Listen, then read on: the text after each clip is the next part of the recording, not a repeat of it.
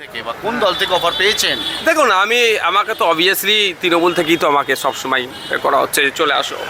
এখন নতুন একটা ট্রেন্ড শুরু করেছে, আপনার সিটটা বাঁচিয়ে রাখতে হবে, আপনি দিদির সাথে একটু যোগাযোগ করুন। আর আমি উত্তর দিয়েছি সেটা মিডিয়ার মাধ্যমে বলছি, দ্বিতীয়বার যে বিধায়ক হতেই হবে এই লোভ লালসা আমার মধ্যে নাই।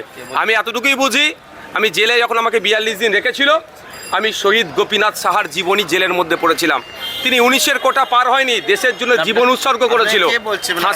ফাঁসির কাটে তিনি গিয়েছিলেন, তার জীবনী আমি ক্ষুদিরামের জীবনী অনেক আগে পড়েছিলাম, কিন্তু প্রেসিডেন্সি জেলেতে গিয়ে শহীদ গোপীনাথ সাহা, আমার জেলার মানুষ, হুগলি জেলার মানুষ, তার জীবনী আমি পড়েছি আর স্টেজে সেটা বলি। আর বাস্তবেও তিনি 19-এর কোটা পার হয়নি, আমার এই 30 কোটা জাস্ট ক্রস করছি, 30-এর কোটাতে আমি জাস্ট এন্টার করেছি।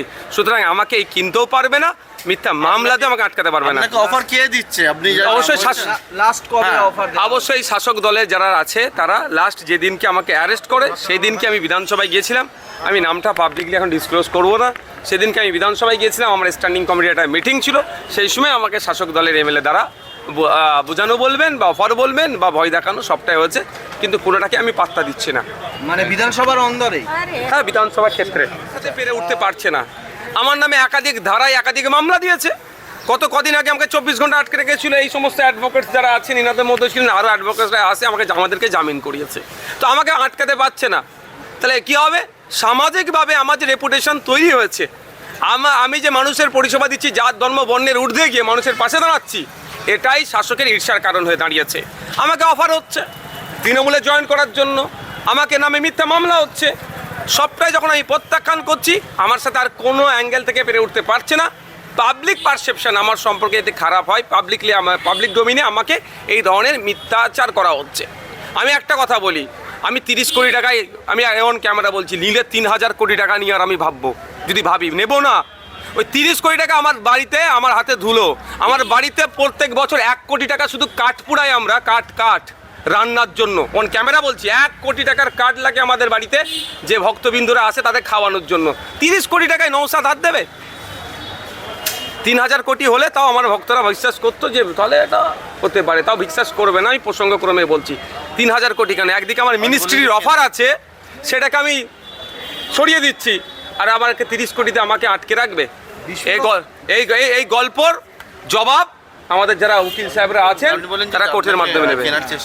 ভোট যত এগিয়ে এসছে, এই ধরনের সেন্ট্রাল এজেন্সির তৎপরতা বাড়ছে।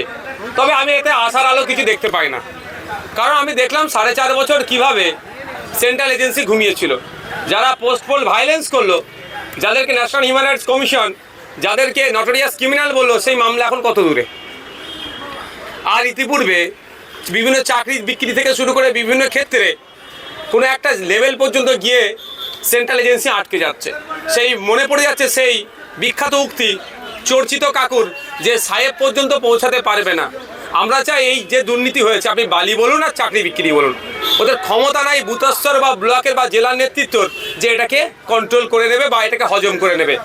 এটা ঘুরে ফিরে না কোনো ঘাট হয়ে ঘাট হয়ে কলকাতার কোনো একটা ঘাটে এসে পৌঁছায়। সেই ঘাটে কি সিবিআই ইডি এসে তদন্ত করবে? এটা আমার প্রশ্ন। খামাখাই এই ভোটের পারসেপশন নতুন তৈরি করা হচ্ছে, বাইনারি পলিটিক্স হয়তো এটা দিয়ে হবে, এর বাইরে আর কিছু হবে বলে আমি ভরসা করতে পারছি না। যদি হয়তো ওয়েল অ্যান্ড গুড, যে কাজ নাই, কাজ অল্প থাকলেও তার মূল্যায়ন হয় না, ফলে আমাদের পরিযায়ী শ্রমিকের সংখ্যা বেড়ে যাচ্ছে। সরকারি ক্ষেত্রে যখন ভিন্ন রাজ্য থেকে আসছে, যেহেতু এখানে বাঙালিদের জন্য, বাংলার মানুষের জন্য রিজার্ভ নাই, ফলে সেখানে একটা বিতর্ক থাকছে। তাহলে এই জায়গায় দাঁড়িয়ে তো আমি বলতেই পারি যে 80% সিট কি 90% সিট একদম পশ্চিমবাংলার নাগরিকের জন্য রিজার্ভ করতে হবে।